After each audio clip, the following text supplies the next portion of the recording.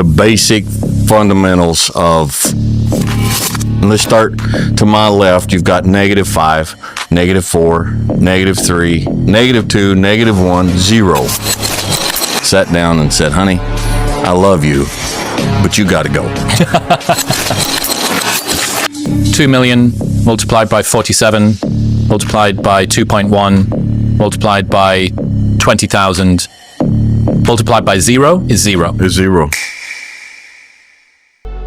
I think that's a hopeful message for young men that find themselves being angry and not in a place where they want to be.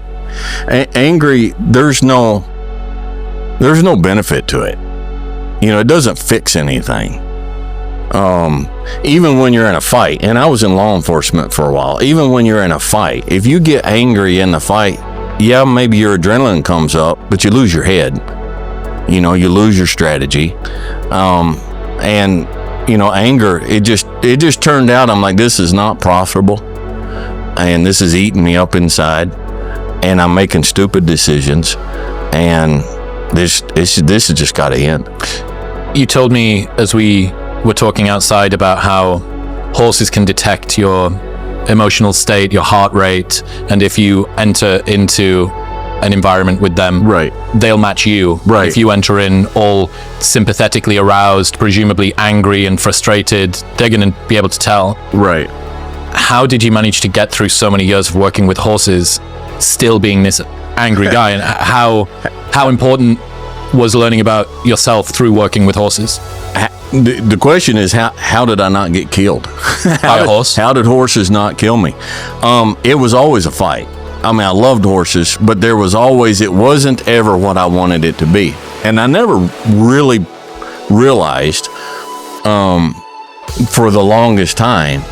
And then there's a horseman out there. He doesn't know me. Okay. And so I'm not, his name's Buck Brannaman. And he's been my biggest influence in the horse world. Okay. And so a lot of stuff I say is, when it comes to horse world, man, Dwayne, that sounds really smart. It's not mine. I'm not taking credit for it. Okay. But I learned from him that your horse is just a mirror of you. They're just a reflection of you. And so any problem that you're having with your horse is just a reflection of a problem that you have inside. And when I started getting that, and I started understanding that, and I started taking that to heart, learning to calm myself for the horse, you know, so I could accomplish something with the horse, which I should have had enough sense when I was young to do that for my wife or for my kids, you know, but sometimes you need a horse to teach you what a human can't. You know, Mark Twain said that youth is wasted on the young. So, but when I started and it started working, you know, there's times I've gone out to work a horse and I was like, man, I'm not in a good place today. And I've sat down in a chair outside the pen looking at the horse, lit up a cigar, smoked a cigar looking at the horse. Cigar's done, light up another cigar. Still not ready. Maybe it was a pipe, you know, but another one, sit there, and then go home. Just wasn't ready that day. I wasn't. And it's like, did I accomplish anything today? No, but I didn't wreck anything today. And sometimes that's a victory. Sometimes the biggest victory is, you know, I didn't make a mess today. It was a good day. And I finally had to start figuring that out. I've been thinking a lot recently about mundane successes, these sort of small personal victories that you do in private. There's no fanfare, there's no audience, no one's even going to applaud you, no one's going to give you a pat on the back. Like, how boring of a success to say, I didn't mess up another horse's day today. Like, there is few lower magnificent successes that you could do, and yet I think we need language around how that is something that's important. That is a victory that you should be able to say at the end of the day when you look yourself in the mirror. Hey, you were gentle with that person when you were frustrated. Right. This person came up to you and you were all agitated and you chose to put civility first. Like, that's something, and no one's going to give you a pat on the back for being modestly polite and civilized, right? it's cool that you say that. I really think that more language around being gentle with yourself and appreciating when you have these small, unmagnificent victories is probably something good. Well, if you look at it, like in math, you study your negative numbers and your positive numbers in math. Okay, so you've got a chart. And let's start to my left. You've got -5, -4, -3, -2, -1, 0. 1, 2, 3, 4, 5. And in life, you're at -5. And people tend to think, and sometimes we tend to think, until I'm at 2, I didn't accomplish anything. But getting from a -5 to a -4, that's a victory.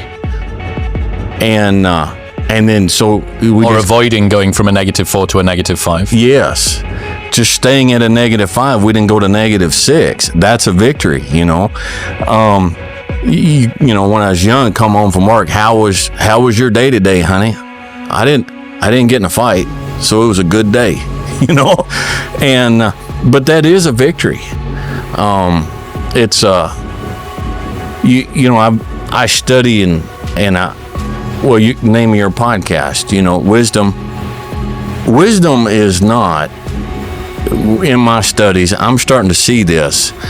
Wisdom is predominantly not something that you do. If you study the book of Proverbs in the Bible, okay, if you study Meditations by Marcus Aurelius, and you study these wisdom writings, there's much more of the wisdom writings that are telling you things not to do than there are telling you need to do this to be wise. But more of it is, if you're wise, you won't do this. And so, like what we're talking here, a lot of victories is just, I didn't do that today. There's an idea from mathematics called never multiply by 0.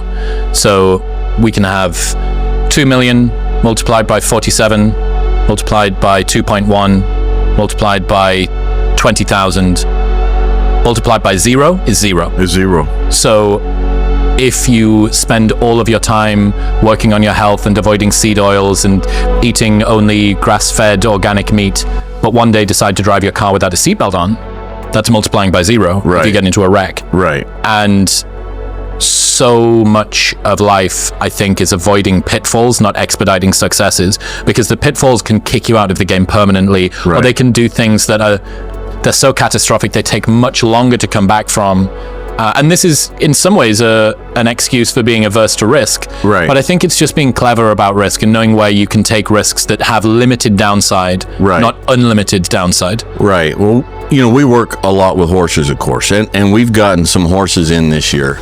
They weren't ours. Like, my son had bought a horse last year, and the horse was... If you knew what you were doing, you could ride the horse, but the horse was not a broke horse.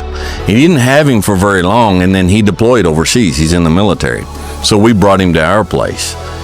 And so, there's all these things, and the 2 young men that were working with me, it's like, okay, don't move fast. Don't jump. Let's do this. Don't scare him. Let's be calm, because they're a prey animal. So there's all this stuff that we work with, and so the young man that rode, he went out and rode him, and he didn't do anything but it was just, he reached in his saddlebag and pulled out one of these water bottles, and it crinkled, and that horse, he just jumped out of his skin. I mean, he didn't turn into a wreck, but it was just like, you spend all of this time moving easy around the horse, working with them real easy and slow, so the saddle, cinching them up nice and slow, cinching them by 3s, and moving all nice and easy, and then just one thing, crinkling a water bottle, and you just multiplied by 0. What have you learned about humans from working with horses? Humans don't know how to communicate.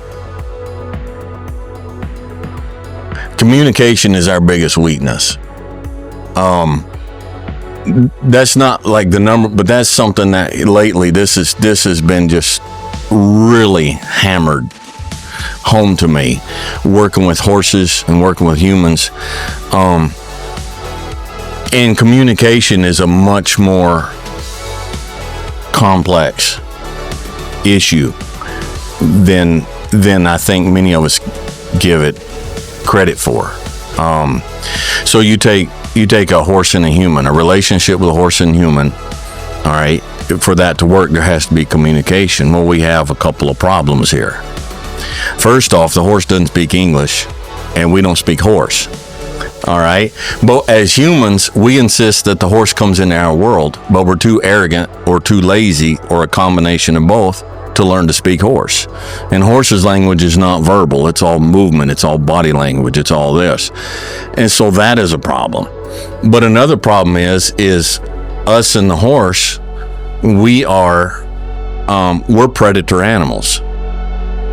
All right. The human we're predators. All right. We're designed to eat meat. Our eyes are side by side on the front of our face. We see one picture, and we're designed to see what we want and go get it. The horse is a prey animal. They are the animal that everything that eats meat wants to eat. And so they have a complete different instinct. Their instinct is everything wants to eat me. You know, we wake up of a morning and we say, you know, I want to be a trophy husband. You know, that's my goal. I read it. Okay, what do I want to go get today? The horse wakes up and says, I don't want to get eaten today. Two totally different instincts. All right. So to be able to build a communication with a horse, we have to move into their world and learn to speak, but learn to think how they think. Well, I mean, we can say men and women are the same thing. You know, the women are different from men. They have a different way of thinking. And like I said, my wife, I've been married almost 34 years. And even today, there's things I say, and she absolutely, what she heard is not what I said, you know? And so I have to, and vice versa, you know? So communication, and you cannot have 34 years of relationship with one person if there's no communication. It's interesting, the fact that when you're around a horse, you have this almost like an external barometer or thermometer for you and what's going on. Right. So I mentioned to you that I'd spent a little bit of time with horses recently. So I rode my first horse out here in Texas, and that was fun. And then I went and did equine therapy. So that was caring for a horse and treating its hooves and doing all the rest of this stuff. And I'd honestly, in retrospect, one of the most embarrassing inner situations with this horse. So first off, these things are big. But you don't realize unless you're around horses just how big they are. And they're kind of scary because there's a lot of them and they're just muscle. So, you know, on stage bodybuilder prep level machine. Right. So anyway, we're getting used to one of these horses and we're brushing her and she's super chill, really, really relaxed. And then they said, okay, so we're going to give you this tool. And this tool is what you can use to clean out the hooves. Right. And this horse will know what's happening when you bring the tool up. But you need to make it feel sufficiently comfortable so that it will raise its foot up for you. You need to be careful about where it puts its foot back down. Yeah. Because I had Crocs on, which was not a good idea.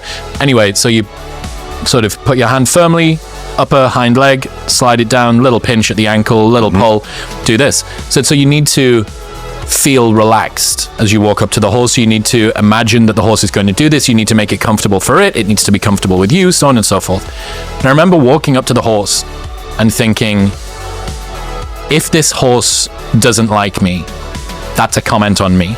Yeah. I really want this horse to like me. Right. And my self-worth had immediately become outsourced to whether or not this horse I met 10 minutes ago was going to lift its hoof up for 5 seconds so that I could move a little bit of dirt out of it. Right. And honestly, that one incident, I'd been calling it horse meditation because I thought, like, yeah, it's cute or whatever, but really, how much can I learn about myself from being around a horse? That one incident, I must think about it every week, every couple of weeks. This need to be wanted, this need to be accepted, this outsourcing of my own self-esteem to something else, and this sort of derogation of how I felt about myself. Right. Based on whether or not a horse lifted its foot up or didn't. Right. And thankfully it did. Yeah. But it just really made me think about where do we put our sense of self-worth and the fact that you have this creature who is, as you say, kind of just reflecting you right back at you. Right. There's nowhere to hide anymore from the way that you're behaving, especially if you can clamp down the anger or the aggression or the sadness or the whatever, but inside it's still burbling and vibrating. Well, I suspect, I mean, you and I, we only met today, all right? But you strike me as the kind of person that you don't very often approach another man like that. Like, my self-worth is predicated on whether this guy respects me or not. Okay, especially another alpha. Okay? Now, horse is not an alpha. Okay? That horse is definitely not an alpha. If you wanted to, you could put that horse on the barbecue for supper that night, and there's nothing he could do about it. Okay? So it speaks to me the fact that you predicated your view of your self-worth on whether another creature whose well-being was in your hands liked you or accepted you or not. Does that make sense? It really does. And I've been thinking and talking about this a lot recently. There is a category of people, of which I'm one, who see other people's emotional states as our responsibility. Right. If you're not happy, I'm not happy. Right. And if you're not happy, I have to fix it. Right. And that's noble in some ways, but it's only noble if it's a choice. If you're choosing to do it to help, if it's a compulsion, if you're forced to do it through some sense of obligation or whatever, it's not, even though the outcome may be good, it's not quite as virtuous as it may seem. Well, it becomes unvirtuous when your help of others is about you. I do this because it makes me feel better. I do this because it gives me purpose in life. I do this because you're going to like me more, or you're going to respect me more. That's where it becomes a problem. But it's not a problem if it's just, empathy. And so, yeah, I don't know where I was going with that, but there you go.